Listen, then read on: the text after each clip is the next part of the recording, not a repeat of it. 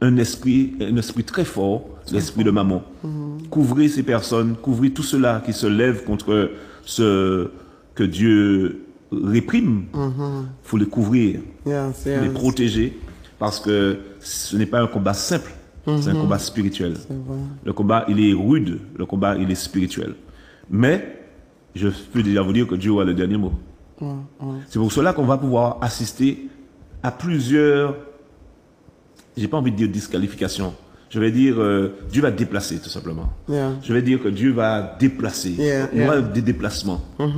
C'est pas forcément, comment on appelle ça, on cherche pas forcément à être indépendant. C'est pas ça le mouvement, c'est pas ça le but. C'est pas le but d'être indépendant en soi. On cherche pas à avoir l'indépendance. Mais, dans ce que Dieu fait, il s'arrange suffisamment à mettre la main dans le plat et il frappe fort. Et il frappe très fort. C'est pour cela que je peux vous montrer les références bibliques, même aussi. On parle à un moment de Babylone la Grande. J'ai pas envie de faire un jeu de mots, mais c'est quand même un jeu de mots. La grande distribution. Et là, on parle de Babylone la Grande, qui correspond aux fausses religions. La grande Babylone, la Babylone la Grande, incite à adorer des dieux étrangers. Parce que derrière tous ces mouvements-là qui combattent la vie chère, ce sont des autorités très installées sur le pays qui sont ébranlées aujourd'hui. Et ils vont trembler bien. Parce que ce n'est pas un homme qui combat et qui rétablit la justice, mais c'est Dieu lui-même. C'est Dieu lui-même. C'est Dieu lui-même. Donc, derrière cela, je veux rester dans la partie spirituelle de la situation. Nous avons un certain nombre de dieux étrangers qui sont entrés dans le pays.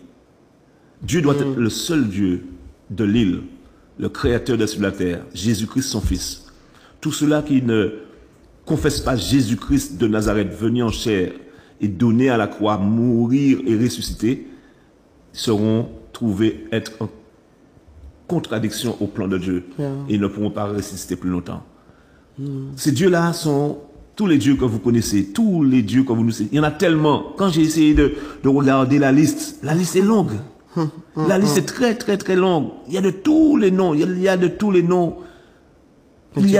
Tu peux citer un des... Ah bon, on peut citer.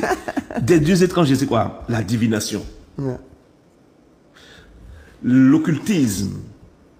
Ce sont des pratiques. Mais derrière ça, c'est des dieux. Il y a beaucoup de magie. On parle beaucoup de charlatans, de sorciers, de marabouts, de gadgets des affaires. On parle d'art magique, on parle de vaudou, on parle de franc-maçon, on parle de loge mystique. Il y a tellement. Aujourd'hui, on ne peut pas, humainement parlant, combattre ça. Si ce n'est pas Dieu qui se lève, quand on passe au Carbet, quand on passe partout, il y a des hôtels à tout va. À la Sirène des Eaux, à Maman de l'eau. C'est quoi? Dieu n'a jamais toléré d'adultère. Il n'a jamais toléré l'adultère spirituel. Il n'a jamais toléré. Même physique. Il n'a jamais toléré ça. C'est pas d'aujourd'hui qu'il va le tolérer. Non.